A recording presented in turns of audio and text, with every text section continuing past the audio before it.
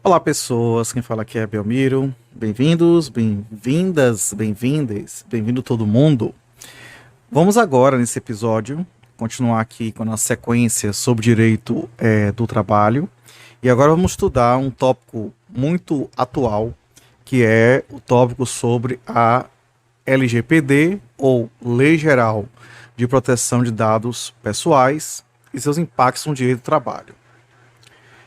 Muito bem, então o Brasil, acompanhando uma tendência mundial decorrente da revolução tecnológica, reconheceu, nosso país, a necessidade de normatizar a proteção de dados pessoais, o que levou o presidente da República a sancionar a Lei 13.709, de 14 de março de 2018, que teve, inclusive, diversos dispositivos alterados pela Lei 13.853, de 8 de julho de 2019, formando ambas um microsistema de proteção de dados e razão pela qual passa a ser reconhecido como Lei Geral de Proteção de Dados ou simplesmente LGPD.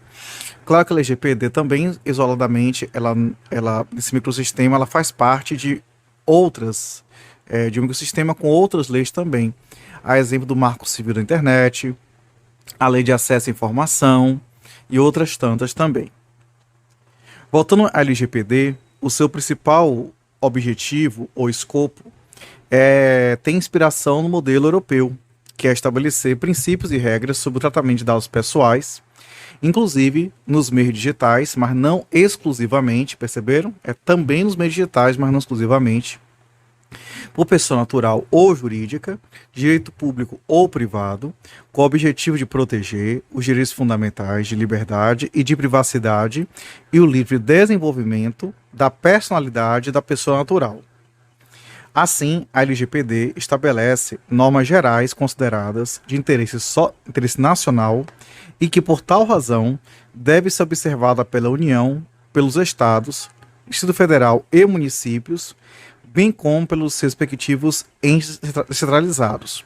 Gente, isso é uma coisa importante. Eu não sei se esse material ele vai trazer informação que eu acabei de me lembrar, mas a proteção de dados pessoais, através de uma emenda constitucional, foi inserido no rol do artigo 5º da nossa Constituição. Então, também é bom lembrar que esse microsistema também envolve lá mais um último inciso do nosso artigo 5º também. Voltando para a nossa lei, então são fundamentos da disciplina da proteção de dados pessoais da LGPD. Primeiro inciso, o respeito à privacidade. Segundo, a autodeterminação informativa. Terceiro, a liberdade de expressão, de informação, de comunicação e de opinião. Quarto, a inviolabilidade da intimidade, da honra e da imagem. Quinto, o desenvolvimento econômico e tecnológico e a inovação. Sexto, a livre iniciativa, a livre concorrência e a defesa do consumidor. E, sétimo, os direitos humanos, o livre desenvolvimento da personalidade, a dignidade e o exercício da cidadania pelas pessoas naturais. Então, a LGPD, ela tem base nos referidos fundamentos principiológicos, ela busca proteger os dados das pessoas, mormente os dados pessoais considerados sensíveis, que é uma categoria específica de dados pessoais. Então, o seu artigo 5º, ele visando facilitar a interpretação da própria LGPD, ele vai trazer várias denominações com relação a ela. Ao trazer, por exemplo, que dado pessoal é considerado uma informação relacionada à pessoa natural, identificada ou identificável. O dado pessoal sensível é o dado pessoal sobre a origem racial ou étnica, convicção religiosa, opinião política, filiação a sindicato ou a organização de caráter religioso, filosófico ou político, dado referente à saúde ou à vida sexual, dado genético ou biométrico, quando vinculado a uma pessoa natural. E também traz a noção de dado anonimizado, que é o dado relativo a titular que não possa ser identificado, considerando a utilização de meios técnicos razoáveis e disponíveis na ocasião de seu tratamento. Também explica o que são bancos de dados, que assim a lei define como um conjunto estruturado de dados pessoais estabelecido em um ou vários locais, em suporte eletrônico ou físico. A lei vai dizer que é titular a pessoa natural a quem se referem os dados pessoais e que são objeto de tratamento. A lei também vai falar que é controlador a pessoa natural ou jurídica. É bom salientar que para ser controlador pode ser pessoa natural, a quem competem as decisões referentes ao tratamento de dados pessoais. No inciso 7, coloca que o operador é a pessoa natural ou jurídica, direito público ou privado, que realiza o tratamento de dados pessoais em nome do controlador. Então é alguém que faz algo, faz o tratamento em nome da decisão do controlador. No inciso 8, diz que encarregado é a pessoa indicada pelo controlador e operador para atuar como canal de comunicação entre o controlador, os titulares de dados e a Autoridade Nacional de Proteção de Dados, a ANPD, que é um órgão do governo. Inciso 9, os agentes de tratamento são o controlador e o operador. Como por tratamento, diz que é toda a operação realizada com dados pessoais, como as que se referem à coleta, produção, recepção, classificação, utilização, acesso, reprodução, transmissão, distribuição, processamento, arquivamento, armazenamento, eliminação, avaliação ou controle de informações, modificação, comunicação, transferência, difusão ou extração. Inciso 11, anonimização. Utilização de meios técnicos razoáveis e disponíveis no momento do tratamento por meio de mais um dado que perde a possibilidade de associação direta ou indireta ao indivíduo. Uma coisa importante é que um dado pessoal sensível, ele é um dado que é muito protegível, porque tem os dados pessoais são protegidos, mas os dados pessoais sensíveis são mais protegidos ainda. Agora, quando o dado ele é, por exemplo, mesmo que sensível, mas ele é anonimizado, que dificulta linkar quem é o titular daquele dado, então, a partir daí, a proteção dele passa, grosso modo, a equivaler a um dado pessoal não sensível, ainda que na sua origem seja um dado pessoal sensível. Inciso 12, consentimento, que é a manifestação livre, informada e inequívoca, pela qual o titular concorda com o tratamento de seus dados pessoais para uma finalidade determinada.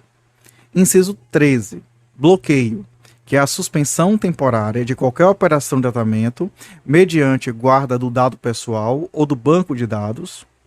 Inciso 14, eliminação, que é a exclusão de dado ou de conjunto de dados armazenados em banco de dados, independentemente do procedimento empregado. Inciso 15, transferência internacional de dados, que é a transferência de dados pessoais para o país estrangeiro ou organismo internacional do qual o país seja membro.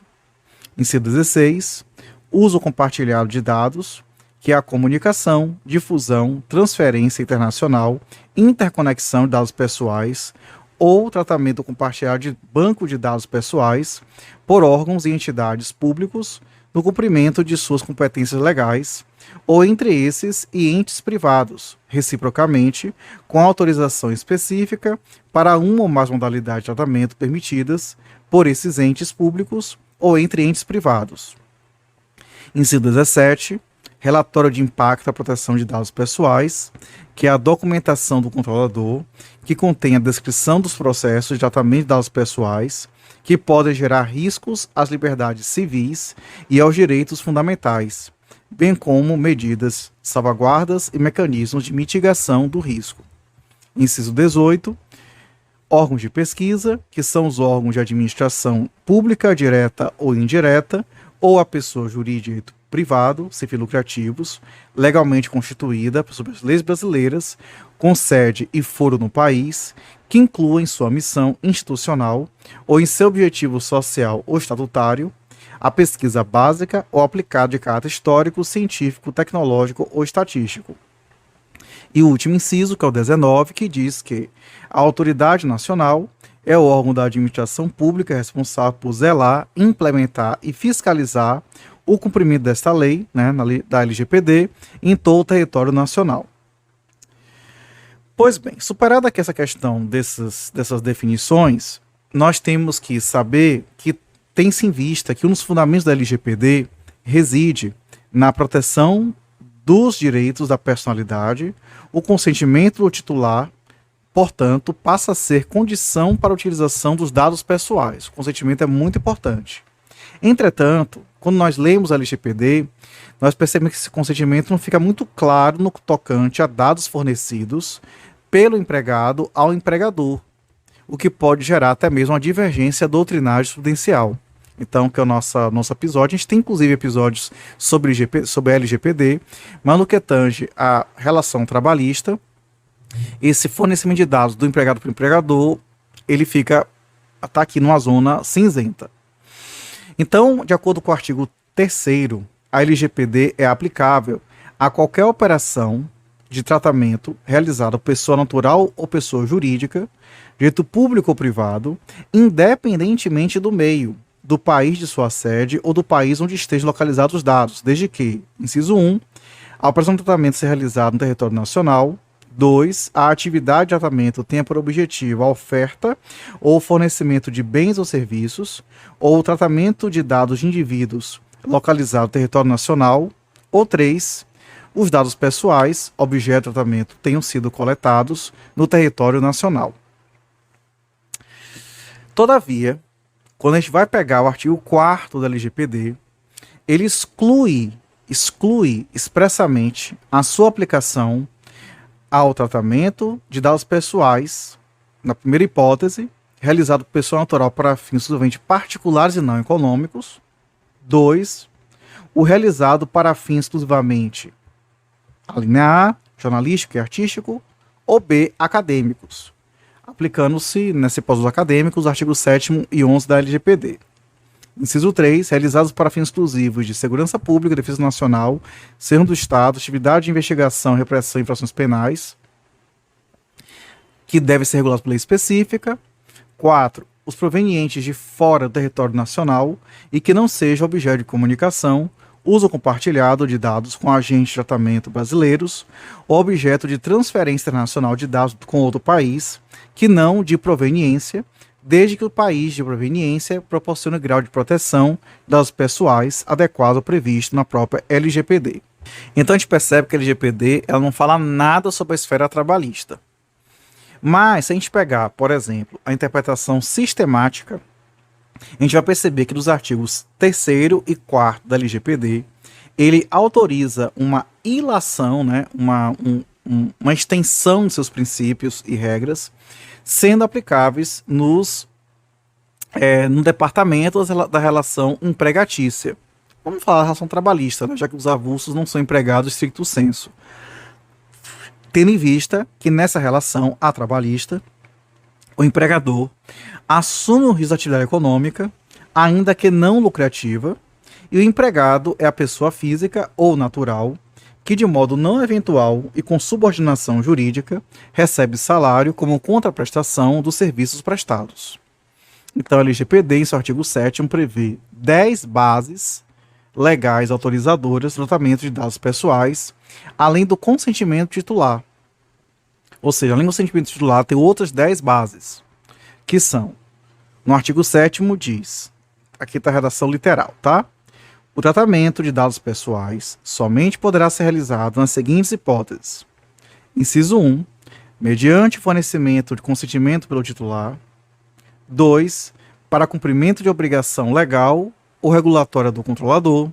3, pela administração pública para o tratamento e uso compartilhado de dados necessários à execução de políticas públicas previstas em leis e regulamentos, ou respaldadas em contratos, convênios ou instrumentos congêneres, observadas as disposições do capítulo 4 da lei. 4, inciso 4 agora, a realização de estudos por órgãos de pesquisa, garantida sempre que possível a anonimização dos dados pessoais, para evitar, né, que dados sensíveis circulem por aí, linkando com o titular. 5, quando necessário, para execução de contrato ou de procedimentos preliminares relacionados ao contrato, do qual seja parte o titular, a pedido do titular dos dados. Espera, esse aqui que pode ser, né? Execução de contrato. Aí já pode entrar aí, né? Inciso 6. Para exercício regular de direitos em processo judicial, administrativo ou arbitral, sendo este uso regulado pela lei da arbitragem, né? A lei 9.307 de 96. Inciso 7. Para a proteção da vida ou da incolumidade física do titular ou de terceiro, que aí pode entrar a segurança do trabalho e a saúde do trabalhador, o meio ambiente do trabalho, enfim. E 8. Tutela da saúde. Exclusivamente procedimento realizado por profissional da saúde, serviço de saúde ou autoridade sanitária. Inciso 9. Quando necessário para atender aos interesses legítimos do controlador ou de terceiro, exceto no caso de prevalecerem direitos e liberdades fundamentais do titular que exigem a proteção dos dados pessoais ou, inciso 10, para a proteção do crédito, inclusive contra o disposto na legislação pertinente. Aí é a questão do SPC e Serasa. Bom, aí nas relações de trabalho, né, a gente voltando aqui a explicar, sua modalidade empregatícia é muito comum o tratamento de dados pessoais decorrente de necessidade de cumprimento de uma obrigação legal, especialmente pelo fato de que os empregadores terem que preencher, porque os empregadores têm que preencher tudo, né? Inclusive é social, uma série de situações aí, né? Sobre os seus empregados, no sistema social, além de prestar informações na fiscalização do trabalho. Então, até mesmo a utilização de dados pessoais sensíveis pode ocorrer em razão da necessidade de cumprimento de obrigação legal. Veja, por exemplo, a questão da comunicação assistente de trabalho, por exemplo. Né? Tem que ser comunicada pelo empregador, a CAT. Inclusive, os dados sensíveis, como é o armazenamento das informações de saúde do trabalhador, coleta do exame admissional, demissional e periódico, além de atestados médicos que podem ser entregues pelo empregado no curso da execução do contrato de trabalho. Então, para a melhor análise do assunto, como não há no Brasil um regimento específico para a proteção de dados na relação de trabalho, temos que ver uma comparação com o que explica o direito comparado, né? Especialmente a legislação trabalhista portuguesa. E isso aqui também é importante porque uma das fontes de trabalho expressas é o direito comparado. Então, por isso que não é meramente acadêmico comparar com outros ordenamentos jurídicos. Se pegar nas fontes de trabalho, que até eu acho que um dos próximos tópicos aqui que a gente vai estudar em outro episódio, direito comparado é um deles, entendeu? Então, bora lá. Em Portugal, o artigo 17 do Código do Trabalho, ele dispõe expressamente sobre a proteção de dados pessoais dos empregados, proibindo a coleta de informações relativas à vida privada, à sua saúde ou ao estado de gravidez, salvo quando for estritamente necessário diante da natureza da própria atividade profissional e devidamente justificado por escrito. Então, frisa-se que as condições de saúde do empregado ou estado gravídico da empregada só serão prestadas ao médico, o qual só poderá comunicar ao empregador se o trabalhador estiver apto ou não a desempenhar as funções. Então, nesse caso daí, tudo que for de dado de saúde do trabalhador vai para o médico. O médico não passa para o empregador e apenas comunica que está apto ou inapto.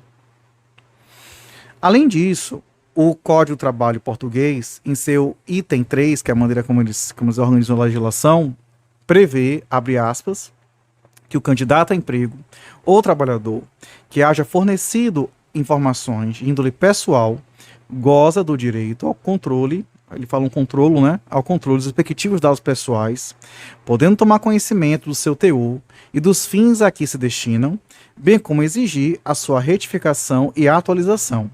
E em seu item 4 dispõe que os ficheiros e acessos informáticos, aqui já fechou aspas, né? Aí o novo trecho, no item 4, os ficheiros, os arquivos, né, as pastas, e o acessos informáticos utilizados pelo empregador para tratamento de dados pessoais do candidato a emprego ou trabalhador ficam sujeitos à legislação em vigor relativa à proteção de dados pessoais. Então, o Código Português do Trabalho, ele remete à legislação portuguesa de proteção de dados pessoais. Já no tocante a dados biométricos, a legislação trabalhista portuguesa, no artigo 18, também dispõe que seu tratamento só pode ocorrer após notificar a Comissão Nacional de Proteção de Dados, que seria o equivalente à nossa ANPD, sendo permitido o tratamento somente quando necessário, adequado e proporcional às finalidades, bem como a conservação só poderá ocorrer durante o período necessário para a prossecução, para a execução das finalidades do tratamento a que se destinam, devendo ser eliminado quando o trabalhador for transferido para outro local ou extintivo o contrato de trabalho. É o seguinte, o Código Português, ele fala especificamente da questão de trabalho, mas essa operação aqui, esse modus operandi, ele está previsto na LGPD, de forma genérica, aplicável a várias situações, que também abrange a situação trabalhista, mas o que pecou o Brasil é por não fazer esse link mais expresso, talvez. Já o artigo 28, item 2, da Lei 58/2019 de Portugal, dispõe ainda que, salvo norma legal em contrário, um consentimento do trabalhador não constitui requisito de legitimidade de dados pessoais. Interessante isso aqui, só um detalhe, porque a gente sabe também que o consentimento do trabalhador é um consentimento bastante restrito, né? Restrito. Por que restrito? Porque, na verdade, o trabalhador está num constante estado de coerção, né? Um estado de vulnerabilidade diante do seu patrão. E esse consentimento, por exemplo, ele não vale, né, para situação 1, se o tratamento resultar em uma vantagem jurídica ou econômica para o trabalhador, ou B, se o tratamento for necessário para a própria execução do contrato do qual o titular dos dados é parte. Então, no caso, assim, então vejam que tem esse detalhe importante de uma certa restrição sobre o consentimento. Nessa perspectiva, uma autora chamada Selma Carlotto, ela diz que a legislação atual portuguesa de proteção de dados preconiza que os dados pessoais dos seus trabalhadores poderão ser tratados nos limites definidos pelo Código do Trabalho e respectiva legislação complementar. Fechou aqui a citação dela. E aí fala agora do Brasil. Quanto ao Brasil, ela também vai falar alguma coisa aqui, tá? Ela elucida aqui. Deve-se sempre observar também os limites da legislação trabalhista prevista na CLT e na Constituição Federal Brasileira, que, repito, né, agora dados pessoais é uma garantia, um direito fundamental, além de outras normas internacionais ratificadas pelo Brasil. Então, o titular de dados pessoais é o protagonista da proteção estatal e a intenção é a de que o compartilhamento dos dados, salvo nas demais hipóteses previstas no artigo 7º da LGPD, somente aconteça quando for estritamente necessário e for expressamente autorizado pelo seu titular, mediante manifestação de vontade livre, espontânea, clara e específica. Tanto que, isso aí realmente, quando eu estudei a LGPD logo no começo, isso aí me chamou a atenção. A palavra consentimento aparece 37 vezes na LGPD. Aqui o dado aqui do nosso material, mas assim, é muita coisa mesmo, tipo isso daí. Então, a preocupação em relação ao tratamento de dados pessoais dos empregados decorre principalmente da existência da subordinação jurídica entre o titular e o controlador, o que pode ensejar abusos do momento da coleta, utilização e conservação de dados. E nessa linha, o grupo de trabalho do artigo, aqui bota o 29º, tá? Artigo 29, para a proteção de dados da União Europeia, né? Então, isso aqui vamos dizer, esse grupo de trabalho, esse projeto, né? O grupo de trabalho do artigo 29, em seu estudo com a designação WP 259, revisão 1, concluiu que, além das relações com a administração pública, também ocorre desequilíbrio de poder nas relações de trabalho. E temos aqui um trecho dele publicado que eu vou ler para vocês. É assim: atendendo à dependência que resulta da relação empregador-trabalhador, é improvável que o titular dos dados possa recusar ao seu empregador o consentimento para o tratamento dos dados sem que haja medo ou risco real de consequências negativas decorrentes da recusa.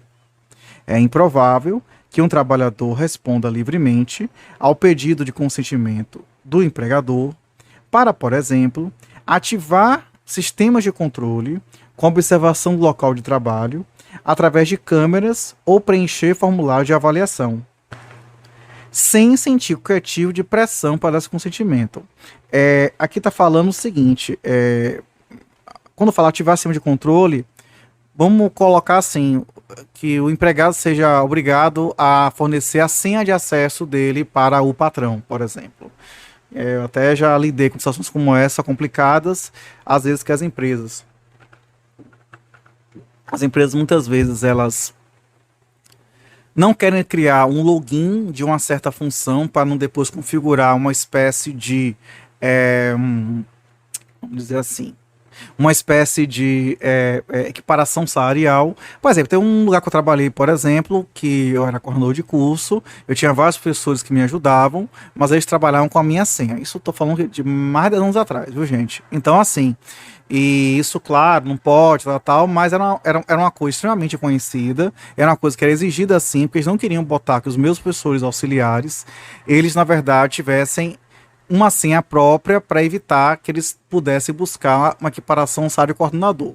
Em algum momento, isso foi problematizado, mas aí a gente discutiu e mostrou que a errada era a empresa, que a empresa não queria criar o perfil de acesso de cada pessoa. Depois tudo se resolveu. Foi um pouco dramático, mas tudo foi resolvido de maneira... No final, ficou bem em parte. Teve umas consequências aí, mas não quero falar aqui nesse episódio. Por consequência, o Grupo de Trabalho 29, que é o nome desse Grupo de Trabalho, considera problemática a questão de os empregadores procederem ao tratamento de dados pessoais dos seus trabalhadores atuais ou futuros com base no consentimento, uma vez que é improvável que esse consentimento seja dado de livre vontade. Relativamente à maior parte desse tratamento de dados no local de trabalho, o fundamento legal não pode e nem deve ser o consentimento dos trabalhadores, devido à natureza da relação entre empregador e trabalhador. Então, dessa forma, é fortemente recomendado que o empregador busque a fundamentação para tratamento dos dados pessoais em outras bases legais. Aqui está voltando a falar sobre o Brasil, tá? Previsto no artigo 7 do LGPD, além do consentimento titular, para evitar discussões acerca da invalidade do ato por não ser de fato livre e espontâneo. Então, se percebe que não se pode perder de vista, entretanto, a discussão existente quanto à necessidade do consentimento, mesmo na aplicação das demais hipóteses autorizadoras do tratamento de dados pessoais, uma vez que a regulamentação do tratamento tem como principal objetivo conferir maior poder ao titular quanto a seus dados pessoais. Titular é o dono do dado, tá certo? Por exemplo, meu nome, minhas informações pessoais, etc. Não é o controlador é quem pega meu dado. Outra coisa é que uma das possíveis disputas interpretativas da LGPD será verificar o seguinte. Primeiro, as demais hipóteses que legitimam o tratamento dos dados pessoais, que são os outros 9 incisos do artigo 7º, são situações taxativas nas quais o tratamento de dados pessoais ocorre sem consentimento do seu titular? É uma pergunta. E, pergunta 2, havendo aplicação dessa hipótese de dispensa de consentimento, colocada aqui entre aspas, tem que se verificar como será assegurada a transparência ao cidadão para fazer valer a sua vontade por meio de consentimento, mesmo que dado a posteriori. Então, parece que as bases legais previstas nos incisos 2 a 10 do artigo 7º da LGPD independem do consentimento, pois, caso contrário, o legislador preveria expressamente no caput, provavelmente, eu colocaria para o consentimento em mais outras tantas vezes. Então, parece que só o inciso 1 que existe consentimento. Do 2 ao 10, um deles é segurança pública, saúde pública também e tal, desde que anonimizados e tal. Então, isso aí não precisa do consentimento, não. Então, na verdade, ao tratar de dados pessoais sensíveis, o artigo 11 da LGPD dispensou o consentimento na hipótese de tratamento ser indispensável para o cumprimento de obrigação legal ou regulatória pelo controlador, pelo exercício regular de direitos. E aí, nesse caso, entra o contrato e também entra o processo também, né? Como é que você vai levar para a justiça um processo que envolve intimidade se você não pode usar os dados, né? Imagina o direito de família, por exemplo, direito penal, por exemplo. O aspectos até, enfim, né? Proteção da vida ou incolumidade física, ou titular ou de terceiro, devido às hipóteses autorizadoras. No entanto, é preciso ter cautela, especialmente pelo fato de o consentimento das relações de trabalho ainda ser alvo de discussões quanto à sua validade, e recomenda-se a coleta do consentimento mesmo se fundamentada nas demais bases legais. Ou seja, a doutrina recomenda que ainda assim o trabalhador dê consentimento. Ainda que a gente possa discutir esse consentimento, ele foi dado de uma forma que o trabalhador não tinha como recusar e tal, mas assina mais lá um papel, como acontece muito da relação de trabalho, assina lá mais um papel, né, para poder então dar o consentimento. Então, caso o tratamento dos dados pessoais possa comportar risco ao titular dos danos, seja na esfera material, seja na extrapatrimonial, a gente viu dano moral no episódio passado, né? Já que a própria legislação busca proteger os direitos fundamentais de liberdade e de privacidade, bem como o livre desenvolvimento da personalidade da pessoa natural. Então é claro que a utilização do consentimento nas relações de trabalho por si só não é vedada e pode ser utilizada como fundamento para o tratamento de dados pessoais dos empregados, desde que, primeiro, o consentimento seja realmente livre. Segundo, a recusa não implicar qualquer consequência negativa para o titular. Haja, no sentido de existir, tá? Uma imperiosa necessidade do consentimento para execução do contrato de trabalho ou para garantir algum benefício titular, por exemplo, benefício previdenciário, digamos. E nesse sentido, é o posicionamento da autora Selma Carlotto, que vai dizer assim, abre aspas, excepcionalmente, depara-se em algumas hipóteses onde existe a possibilidade do empregador demonstrar que o consentimento foi dado de forma livre, informada, consentimento informado, lembra disso? E inequívoca, quando o ato de recusar o consentimento não produzir consequências negativas ao titular dos dados, que nas relações de trabalho correspondem ao empregado. Além disso, ressalta-se que o consentimento pode ser fornecido por qualquer meio que comprove a manifestação de vontade do titular, conforme o artigo 8º da LGPD. Entretanto, é recomendável que a obtenção do consentimento seja feita por escrito e por meio de cláusula destacada das demais cláusulas contratuais, sendo vedada a autorização genérica. E no caso de múltiplas operações de tratamento com diferentes finalidades, faz-se necessário que o consentimento seja fornecido para cada uma delas. Também, além disso, quando a base legal de tratamento for o consentimento, ou seja, a base legal quer dizer o quê? O consentimento se mostra imprescindível, é necessário ressaltar que, ao haver a necessidade de compartilhamento pelo controlador com os controladores, por exemplo, o controlador 1 é o empregador, o controlador 2, a administração pública, digamos o INSS,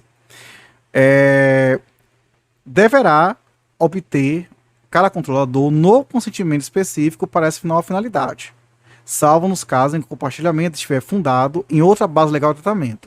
Entendeu qual a questão? Então, por exemplo, nós temos a situação que o consentimento deve ser dado passo a passo e outras em que o consentimento é dispensado pela própria lei. Então, por exemplo, no tal do artigo aqui que foi dito, foi o artigo 7º, 8º, não lembro agora, vamos aqui adiante, tá? Então tem lá dizendo que consentimento é dispensado quando for para executar um contrato, ou questão ligada ao contrato, para o contrato de trabalho. Então, por exemplo, não precisa, digamos, o INSS pedir consentimento para poder o trabalhador, de repente, ele ter o benefício previdenciário dele de acidente de trabalho, naquele afastamento no período de 15 dias depois do, ou até antes, né, para efeito do INSS receber.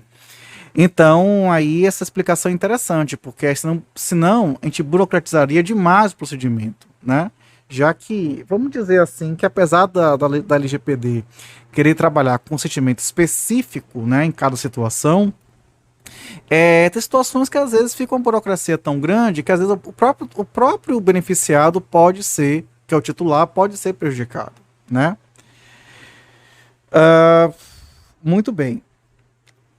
De outra forma, o armazenamento de documentos que comprovem o fornecimento do consentimento é indispensável ao empregador, na medida em que o artigo 8º, parágrafo 2º da LGPD, prevê que cabe ao controlador o ônus da prova, cabe ao controlador, tá? O ônus da prova, que é invertido tipo CDC, inclusive a LGPD ela faz referência ao Código de Defesa do Consumidor, cabe ao controlador ônus da prova de que o consentimento foi obtido em conformidade com o exposto na lei. Então não tem que pedir da parte mais vulnerável, que é o titular.